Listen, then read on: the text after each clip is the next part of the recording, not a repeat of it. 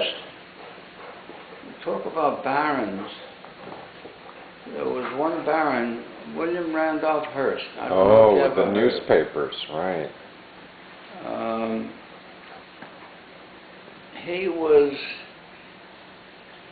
He wasn't an evil man, but he wasn't a good man.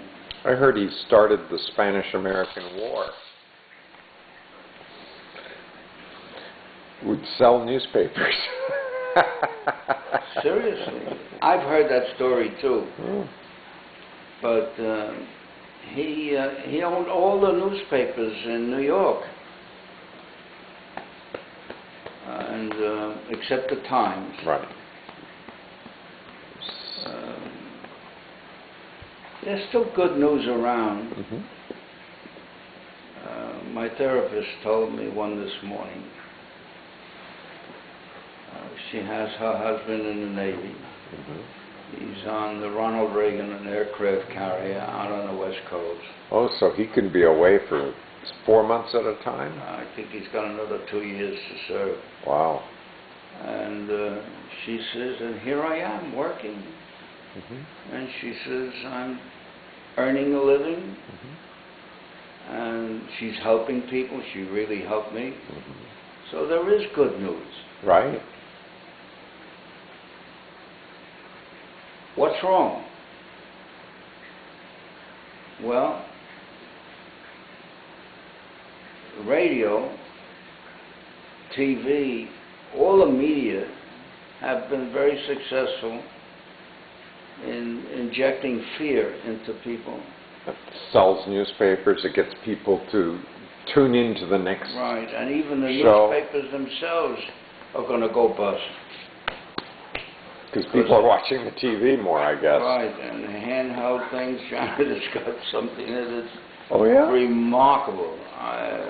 She can get the news right on. Oh, it's not only the news, so much information and whatnot, and it fits in the palm of your hand. It's not a palm thing, it's something iPod or whatever. Right, right. And it's an Apple product. And it's frightening. It's frightening for two reasons. Number one, I'm totally ignorant of it. And number two, these electronic little gadgets, well, they're not gadgets, technology, are going to replace the human mind. Oh. Well, you know, it's funny. A lot of my students figure, I don't have to memorize anything. I'll just look it up, you know. That's true. And what if they're not connected to the internet? Now they don't know anything. It's like conversions, being able to say, okay, 3 feet, 1 yard, how many feet in a mile? I'll go look it up. You know, 5,280, you learn it. when I studied, I have a full certificate, incidentally, when I studied navigation, celestial navigation, which I forgot so much of it, and ships, in how they never had trouble in traveling from north to south. Right. But until the clock was invented, They couldn't get the... east to west. Right. Latitude was no problem.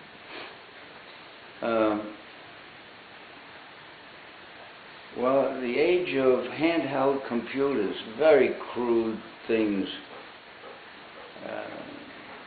30 years ago, so you can imagine what they were. We were not allowed to use them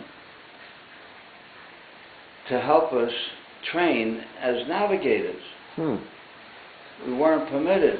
Because they figure you got to be able to rely if you lost it. For simple reasons. They were battery operated. Oh. Batteries could go bad. Right. And obviously you're on a ship, the handheld thing could fall overboard, right? What do you do? What do you do? You don't have the little thing. So did you learn how to use a sextant? Sextant. Wow. Charts, plotting. Right.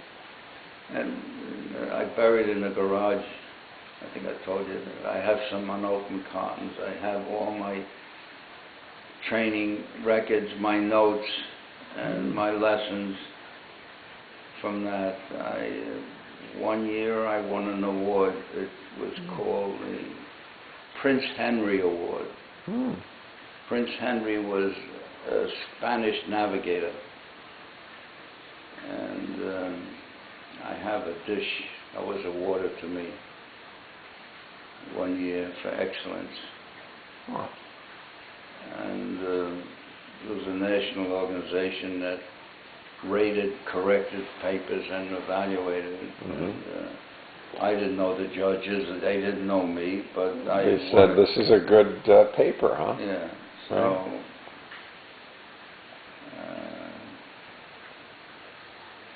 It was an amazing thing because you would draw charts.